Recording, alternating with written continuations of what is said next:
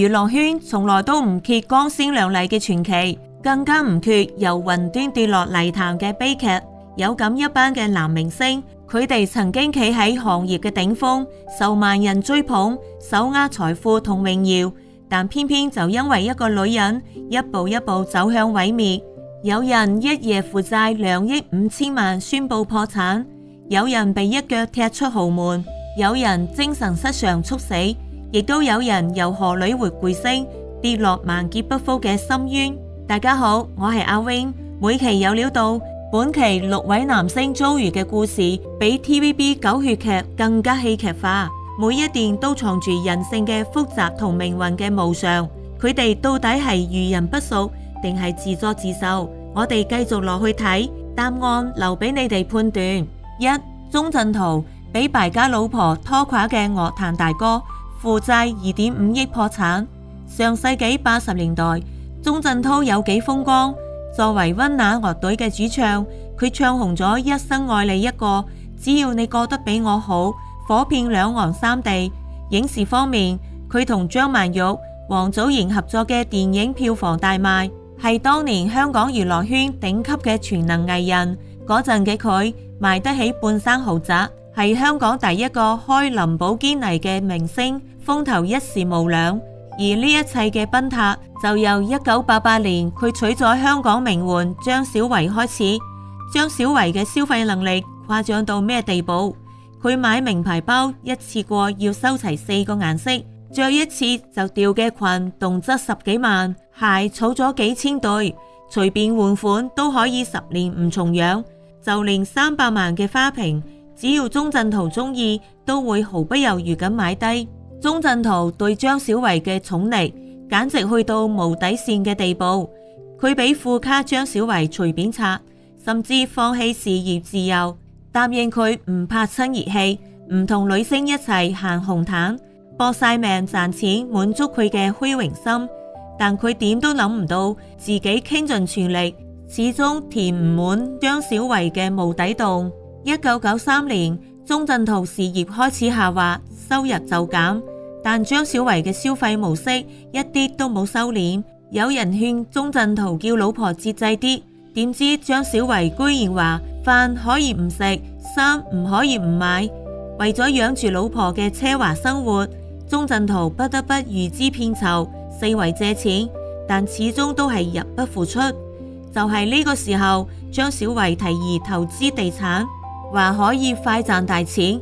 被生活壓力逼到絕境嘅鍾鎮濤完全失去咗判斷力，聽晒張小維嘅話，揾富商陳堯文做擔保，借貸1.5億港元，一口氣買咗4套豪宅，幻想住靠物業翻身，徹底填補老婆嘅消費缺口。但命運偏偏同佢開咗個致命嘅玩笑。1997年亞洲金融風暴爆發，香港樓市、股市齊跌，樓價一落千丈。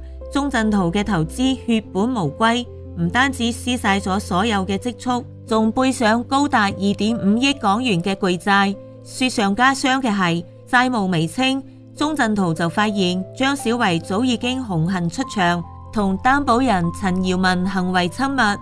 佢甚至親眼見到老婆開住自己嘅車送情夫返工。呢段婚姻徹底走到盡頭，鍾鎮濤嘅人生亦都跌落咗谷底。2002年，無力償還巨債嘅鍾鎮濤正式宣布破產。曾經嘅樂壇大哥一夜之間一貧如洗，就連食飯都要精打細算。有一次，佢帶住屋企人去日本料理店，因為外形落魄，就連小朋友點餐都被服務員黑面對待。鍾鎮濤一個人匿落樓下花園抽煙，諗起當年嘅輝煌，忍唔住紅晒眼。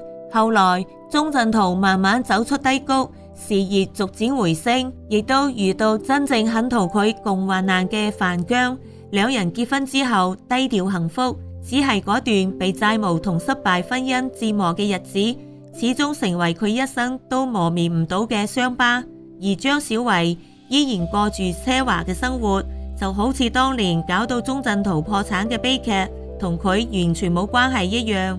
而郭炳湘豪門犧牲品，被2個女人毀掉嘅一生，作為郭氏三兄弟嘅大佬，郭炳湘細個就被當成家族繼承人嚟培養，能力出眾，年輕有為，20幾歲就加入咗新鴻基，協助老豆打理生意，深得老豆器重。可惜一宗綁架案完全改變咗佢嘅人生軌跡。1997年，郭炳湘遭張子強綁架，雖然最後俾錢贖翻，但呢段經歷帶俾佢極大嘅身心創傷。之後好長一段時間，佢嘅情緒都好低落，甚至傳出患上躁狂抑鬱症。就喺佢最脆弱、最無助嘅時候，唐錦興出現咗。唐錦興成為郭炳湘嘅精神支柱，陪住佢走出咗陰影，安慰佢，鼓勵佢，就連事業上面都俾咗佢好多建議。喺郭炳湘心入邊，唐錦興唔單止係愛人，更加係知己同埋戰友。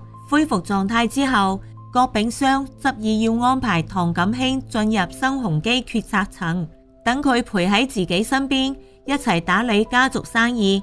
但佢呢個決定徹底觸碰到郭老太鄺少卿嘅底線。郭老太一世都強調唔可以影響家庭利益，佢覺得唐錦興出身普通，根本唔配踏入郭家嘅核心圈，更加唔可以插手新鴻基嘅事務。郭老太多次勸郭炳湘，叫佢放棄呢個念頭，但郭炳湘心意已決，始終唔肯妥協。一邊係自己心愛嘅女人，一邊係家族利益。郭炳湘揀咗前者，亦都因此點燃咗家族內鬥嘅導火線。郭老太見勸說無果，最終選擇聯手郭炳江、郭炳聯兩個細仔一齊對抗郭炳湘。呢場豪門內鬥一持續就係10年。2008年，新鴻基董事局大換血，郭炳湘被正式罷免主席嘅職位，轉移做唔參與日常管理嘅非執行董事，徹底失去咗對千億商業王國嘅掌控權。2011年，郭炳江同郭炳聯獲委任為集團聯席嘅主席，正式接管新鴻基。郭炳湘完全被排擠出家族嘅核心，失去咗權力，俾家族排斥嘅郭炳湘變得鬱鬱寡歡，身體亦都越嚟越差。2018年，郭炳湘喺抑鬱之中離世，結束咗佢充滿遺憾嘅一生。而呢場因女人引發嘅豪門內鬥，亦都成為香港豪門史上一段令人唏噓嘅往事。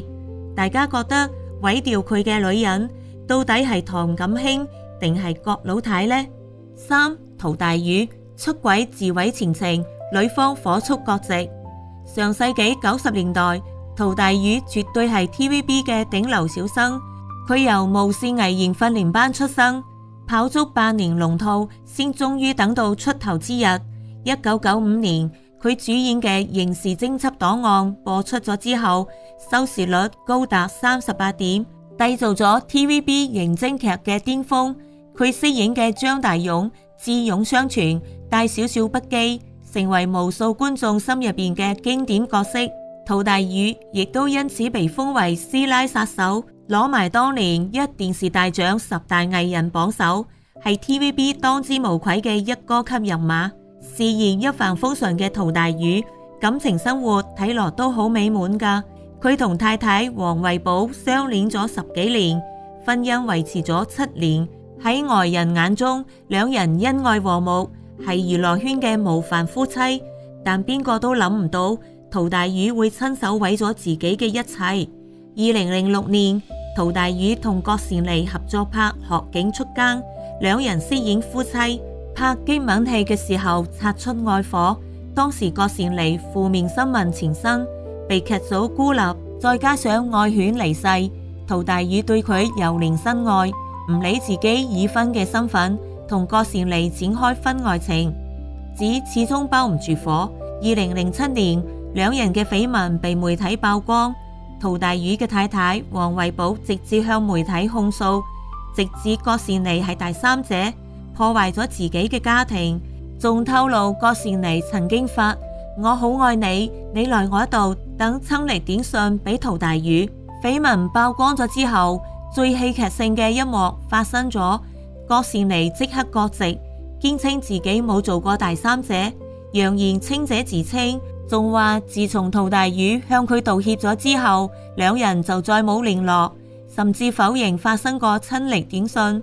郭善利急住撇清關係，令陶大宇陷入咗孤立無援嘅境地。但就算係咁，陶大宇依然話唔關郭善利事，係自己家庭嘅事，只係出軌從來都唔係一個人嘅事。陶大宇固然有錯，佢背叛婚姻、辜負太太係唔爭嘅事實，但郭善利火速割席，亦都令呢場婚外情變得更加不堪。呢場出軌事件徹底毀咗陶大宇嘅形象，師奶殺手人設瞬間崩塌，粉絲紛紛脫粉， TVB 亦都漸漸疏遠咗佢，戲約越嚟越少，曾經嘅頂流小生慢慢淪為冇戲可拍嘅邊緣藝人。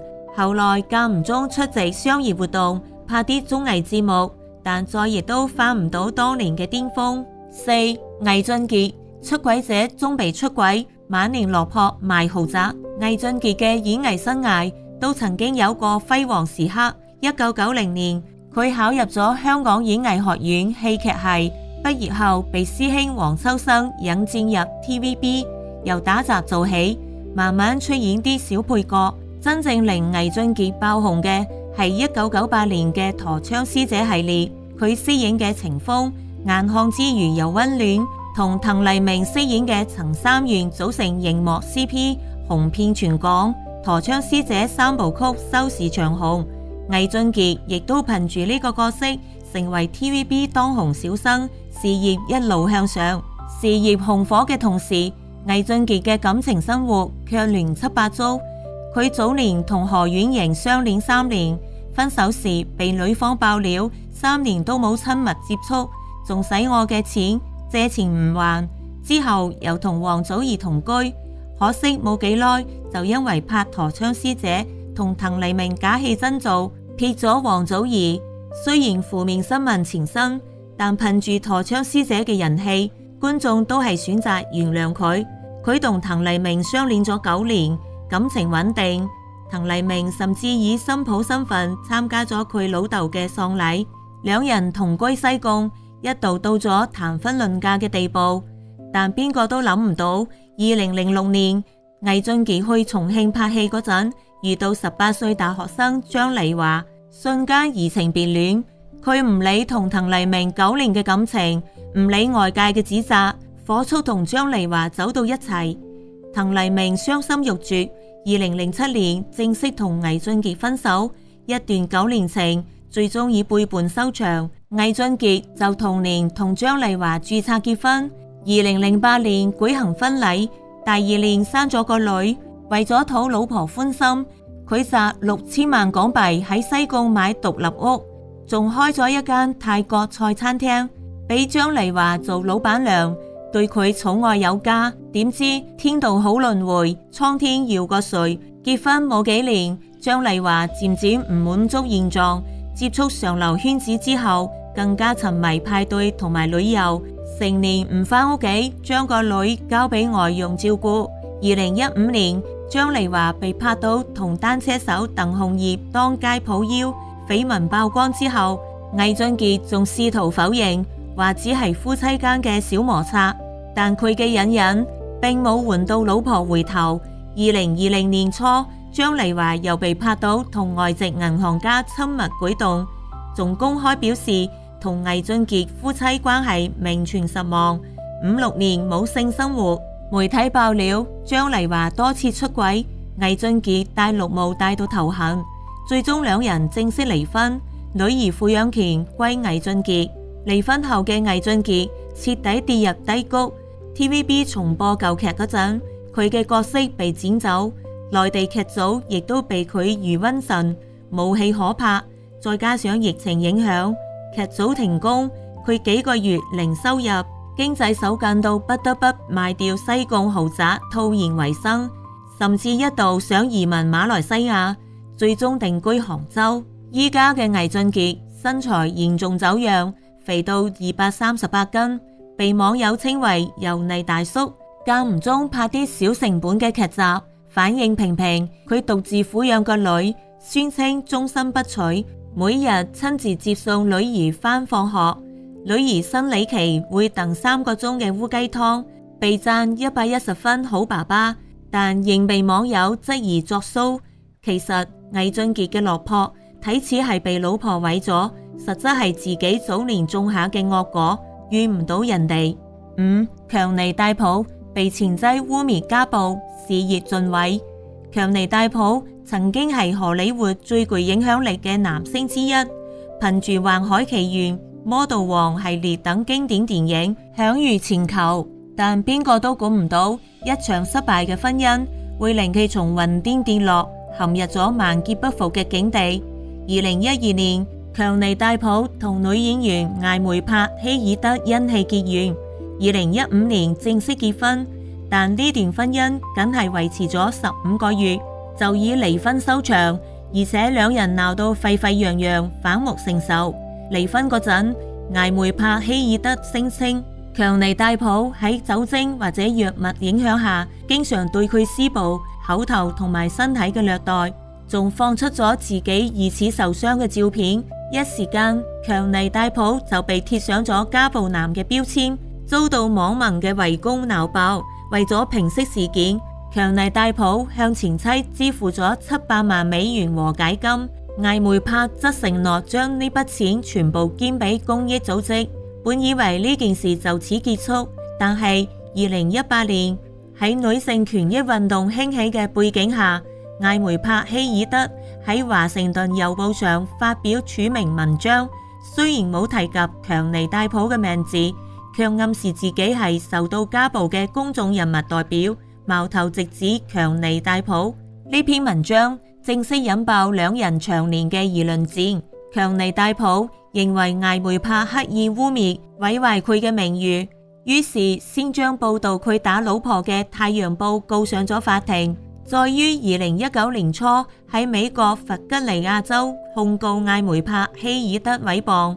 呢場官司持續數年，成為咗全球焦點。艾梅帕希爾德提交咗大量證據指控強尼戴普家暴，而強尼戴普就反告艾梅帕先係施暴者，聲稱自己先係受害嘅一方，甚至曾經俾佢整斷咗手指。2020年，英國法庭裁定《太陽報》勝訴，認為有極充分證據證明強尼戴普多次毆打希爾德。結果強尼戴普被迪士尼解約，退出咗《魔盜王》系列，幾乎被荷里活列入咗黑名單，事業遭到毀滅性嘅打擊。就喺所有人都認為強尼戴普從此一蹶不振之際，案情出現大逆轉。2022年，美國弗吉尼亞州民事法庭開審誹謗案，經過數星期嘅審訊，大量證人出庭作證，包括雙方私人助理、醫生、保鏢等。最終陪審團一致裁定艾梅帕希爾德文章構成誹謗，強尼戴普勝訴，艾梅德需要賠償1035萬美金。呢場官司終於為強尼戴普還返清白。佢聲明入面話，係陪審團令我重獲新生，我打呢場官司只係為尋求真相。一場無妄之災，令一代荷里活巨星事業盡毀。雖然最後贏返咗清白，但失去嘅一切已經好難再挽回。6. 羅兆輝商界神童毀於女星緋聞，促死東莞律師樓。羅兆輝呢一生稱得上又傳奇又悲劇。佢出身平凡，但極具商業頭腦，細個就涉足地產，憑住精準嘅眼光，喺香港樓市崛起嘅年代，好快就儲起咗巨額嘅財富。未夠30歲已經身價過億，被稱之為商界神童，仲得到劉鑾雄等香港大亨提拔，喺商界同娛樂圈都風生水起。有錢有勢之後，羅兆輝開始變得膨脹，沉迷聲色犬馬，同大半個香港娛樂圈女星都有過荒唐往事，私生活極之混亂。佢經常出入各種高級場合，身邊美女環繞，仲同好多知名女星傳出緋聞。呢啲荒唐經歷亦都為佢日後嘅毀滅埋下咗伏線。1997年亞洲金融風暴爆發，香港樓市、股市同步大跌，羅兆輝因為炒樓過急，再加上投資失誤，一夜之間負債超過3億港元，正式破產，由身價過億嘅商界神童淪為一身債務嘅窮光蛋。巨大落差令到羅兆輝徹底崩潰。為咗翻身，羅兆輝做咗一個極之愚蠢嘅決定，向傳媒大爆自己同多位女星嘅私密往事，仲公開性愛錄音帶，將同女星嘅私密對話全部流出。佢以為咁樣可以博眼球、賺流量，甚至乎得到大亨嘅幫助。點知呢個舉動徹底斷晒自己所有嘅後路。爆料一出，全港娛樂圈譁然，嗰啲被爆料嘅女星紛紛避之不及。昔日提攜佢嘅大佬，包括大劉在內，都同佢割席斷絕往來。羅兆輝喺娛樂圈同商界徹底身敗名裂，冇人再敢幫佢，亦都冇人敢同佢合作。失去人脈同希望嘅羅兆輝，慢慢咁變得精神失常。佢曾經喺2000年喺遊艇燒炭自殺，被救翻之後更加頹廢。之後亦因為幾項違禁品相關嘅罪名成立，被判監21個月，緩刑2年。出獄之後，羅兆輝輾轉返內地發展，喺東莞常平生活工作，試過想東山再起，但呢陣時嘅佢早已經冇當年嘅實力，再加上精神狀態唔穩定，只可以做啲散工。2011年1月24號，羅兆輝喺東莞常平一間律師樓便利物業轉命手續期間，突然心臟病發，搶救無效猝死，終年47歲。阿 Wing 講呢啲，冇人可以真正毀掉咗你，除咗你自己。呢6位男星嘅遭遇，有遇人不淑，有自作自受，有被冤枉，亦都有被命運作弄。每一段故事都充滿唏噓同遺憾。雖然表面睇佢哋好似被女人毀掉，但阿 Wing 覺得真正可以毀掉一個人嘅，從來都唔係別人，而係自己。最後想問下大家，呢6位男星嘅故事，你最同情邊一位呢？你覺得佢哋嘅悲劇到底係怪邊個？評論區留低你嘅睇法，大家一齊傾下啦。